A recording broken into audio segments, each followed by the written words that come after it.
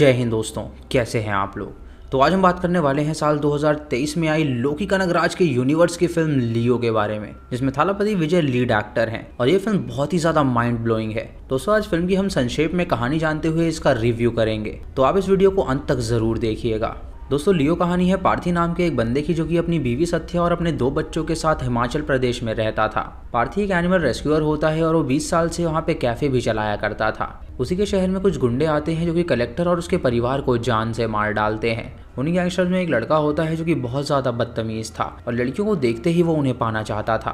पार्थी का best friend Joshi होता है जो कि एक फॉरेस्ट ऑफिसर था और वो उसका हर काम में हमेशा साथ दिया करता था। तभी उस शहर में एक हाइना आ जाता है जो कि लोगों को काटने लगता है और जोशी पार्थी को बुलाता है उसे संभालने के लिए। पार्थी वहाँ पे आके उस हाइना को कैद करवा देता है, जिससे कि वहाँ के लोगों की जान बच जाती है।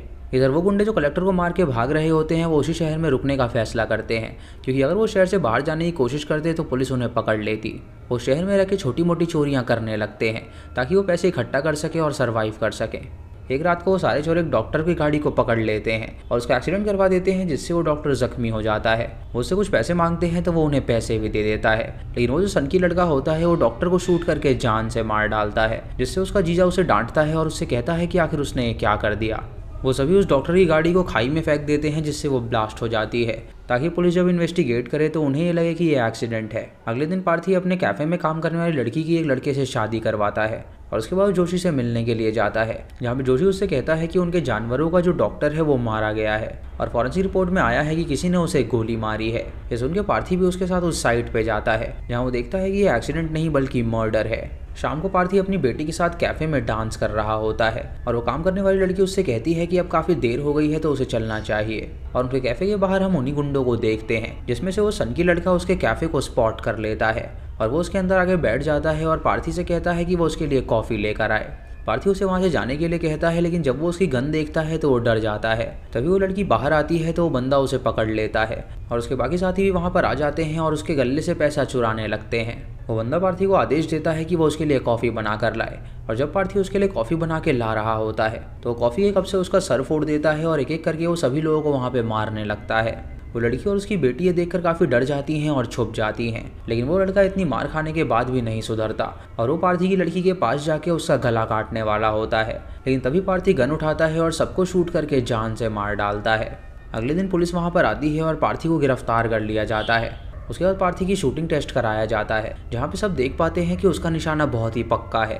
इधर उस लड़के और उसके जीजा की लाश उसकी बहन के पास पहुंचती है, जहां वो उनकी लाश देखकर बावली हो जाती है और गुंडों को भेजती है पार्थी को जान से मारने के लिए। इधर कोर्ट में ये साबित हो जाता है कि पार्थी ने अपने सेल्फ डिफेंस में उन सब की जान ली, इसीलिए उसे रिहा कर दिया जाता है और न्यूज़ में उसकी फ़ोटो भी छपती है। चेन्नई में एक बंदा जब उसकी फ़ोटो देखता है तो वो काफ़ी ज़्यादा हैरान हो जाता है और वो फ़ोटो इतनी तेज़ी से फैलती है कि सभी गैंग मेंबर्स के पास वो पहुंच जाती है। इधर पार्थी को अपनी फैमिली की चिंता होती है कि कहीं वो गुंडे दोबारा आके उन्हें परेशान ना करें। जोशी की बीवी उससे कहती है कि वो बीवी और बच्चों को लेकर यहाँ से दूर चला जाए ताकि उसका माइंड डाइवर्ट हो सके। पार्थी जब अपने परिवार के साथ एक मार्केट में होता है तो वहाँ पे उसे जोशी का कॉल आता है, जो कि उससे कहता है कि उसकी जान को खतरा है, क्योंकि उसे मारने के लिए वहाँ पे गुंडे भेजे गए हैं। तभी पार्थी को कुछ लोग पकड़ लेते हैं और पार्थी एक एक करके उन्हें जान से मार डालता है। उसकी बीवी और बच्चे देखकर हैरान हो जाते हैं। उसके बाद पार्थी पुलिस स्टेशन जाता है और इंस्पेक्टर से कहता है कि उन्हें प्रोटेक्शन चाहिए, क्योंकि वो लोग न जाने कब आके उसके परिवार को मार डालेंगे। इंस्पेक्टर उससे कहता है कि वो उसकी कोई भी मदद नहीं करने वाला। ये सुनकर पार्थी को गुस्सा आ जाता है और वो उसकी गर्दन पकड़ लेता है। पार्थी जानबूझ के अपने आप को जख्मी करवा लेता है ताकि उसे प्रोटेक्शन मिल सके, और जब वो उस जख्म को जज साहब को दिखाता है तो जज साहब उसे प्रोटेक्शन दे देते हैं और उसे कहते हैं कि वो बेस्ट रैंकिंग ऑफिसर उसके प्रोटेक्शन के लिए भेजेंगे। अगले दिन बेस्ट रैंकिंग ऑफिसर वहाँ पर आता है और उसे देखकर पार्थी हैरान हो जाता है, क्योंकि वो कद में बहुत ही छोटा था और उसे यकीन नहीं हो रहा था कि ये हाईएस्ट रैंकिंग ऑफिसर है। अगले दिन पार्थी जब अपने कैफ़े को रेनोवेट करवा रहा होता है तो वहाँ पे एक बंदा आता है जो कि उसकी फ़ोटो खींच के अपने गैंग मेंबर्स को फॉरवर्ड कर देता है। वो फोटो दास एंड कंपनी नाम की एक टोबैको फैक्ट्री में पहुंचती है, जहाँ पे सभी गुंडे मौजूद थे। यहाँ पे दास फैमिली सारे अपने इलीगल काम किया करती थी और इस फैमिली में 2 भाई थे, एंटनी दास और हैरल्ड दास। हैरल्ड जब उस फोटो को देखता है तो वो हैरान हो जाता है और वो उस फोटो को लेकर अपने भाई एंटनी के पास जाता है। एंटनी उससे कहता है कि ज़रूर ये लियो ही है, जो कि अभी जिंदा है और वो मारा नहीं गया था। इधर हम पार्थी को देखते हैं जो कि ढेर सारे ट्रैप्स बना रहा था, कि वो जानता था कि उसका पीछा करते हुए गुंडे वहाँ पे ज़रूर आएंगे। अगले दिन एंटनी अपनी गैंग के साथ उसकी कॉफ़ी शॉप में ही पहुंच जाता है, जहां पे पार्थी जब उसे देखता है तो वो उसे कॉफ़ी सर्व करता है।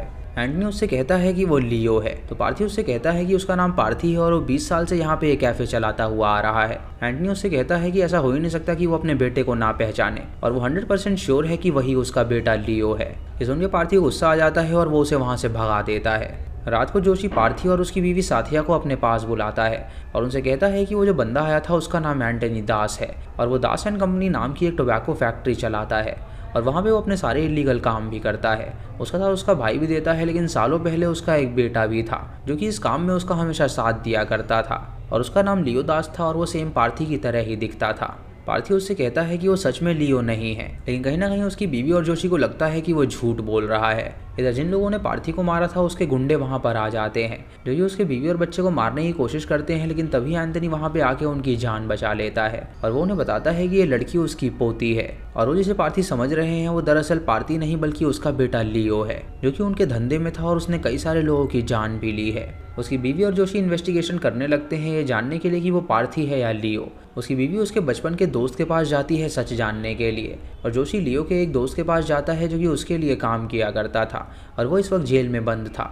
उन दोनों से उन्हें पता चलता है कि वो आदमी सच में पार्थी है ना कि लियो है, क्योंकि लियो की तो अलग ही कहानी थी। वो कैदी जोशी को बताता है कि जब वो वहाँ पे काम किया करता था तो लियो से सब डरा करते थे, क्योंकि लियो एंटनी का बेटा था और उसकी एक बहन भी थी जिसका नाम एलिसा था, और वो दोनों अपने पिता एंटनी और अपने चाचा हैरल्ड का हाथ बटाया करते थे।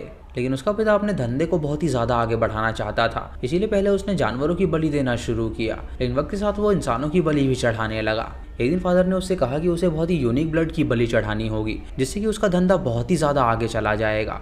वो उस यूनिक ब्लड को ढूंढने लगा, लेकिन उसे पता चला कि उसका ब्लड बहुत ही यूनिक है, इसीलिए उसने फैसला किया कि वो अपने बेटे या बेटी में से किसी एक की बलि चढ़ाएगा।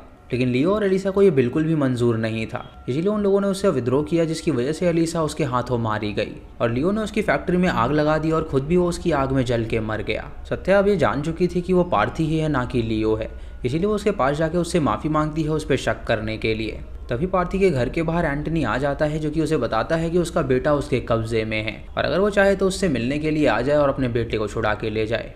जब एंटनी अपने आदमी के साथ वहाँ से जा रहा होता है तो लियो बाइक स्टार्ट करता है और उस इंस्पेक्टर को लेकर वो उनका पीछा करता है और उन्हें जान से मार डालता है।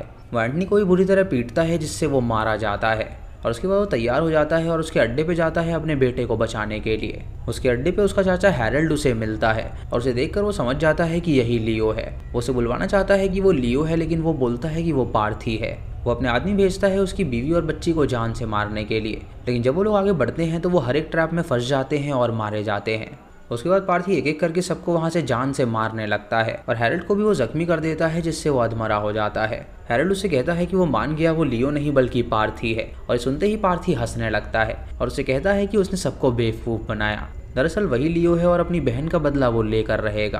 वो हैरल्ड को भी जान से मार डालता है, जिससे वो पूरा साम्राज्य ही खत्म हो जाता है, और वो अपने बेटे को छुड़ा लेता है, और उसके बाद वो पूरी फैक्ट्री को दोबारा से आग लगा देता है, जिससे वो पूरी फैक्ट्री जल के राख हो जाती है। अगली सुबह जब वो सभी बैठ के ब्रेकफास्ट कर रहे होते हैं तो पार्थी अपनी वाइफ से कहता है कि वो मेन दरवाज़ा बंद करना भूल गया, और जब वो दरवाजे को बंद करता है तो उसे विक्रम का कॉल आता है, जो कि उससे कहता है कि एक फैक्ट्री जलाने से ये सब नहीं रुक जाएगा, बल्कि यहाँ पे और भी क्रिमिनल्स हैं जिनका सफाया उन सबको मिल के करना है। उसकी आवाज़ सुन के लिए वो पहचान जाता है कि वो कौन है, और वो एक स्माइल करता है, और इसी के साथ ये मूवी यहीं पर ख़त्म हो जाती है।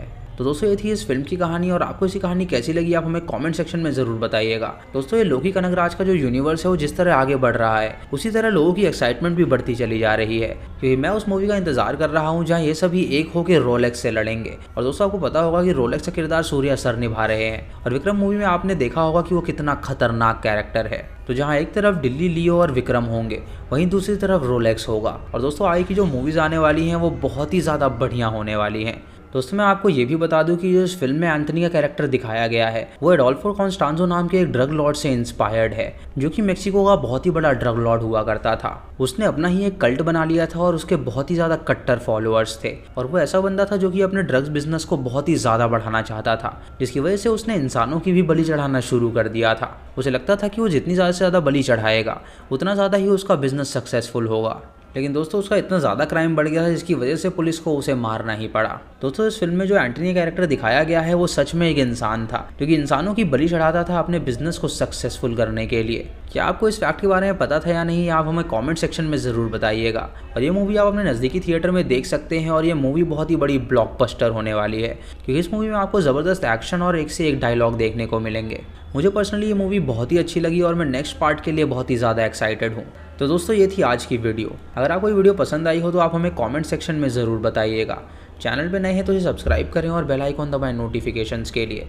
और दोस्तों वीडियो को लाइक और शेयर करना बिल्कुल मत भूलिएगा। तो मैं मिलता हूँ आपको अगली वीडियो में, तब तक के लिए जय हिंद।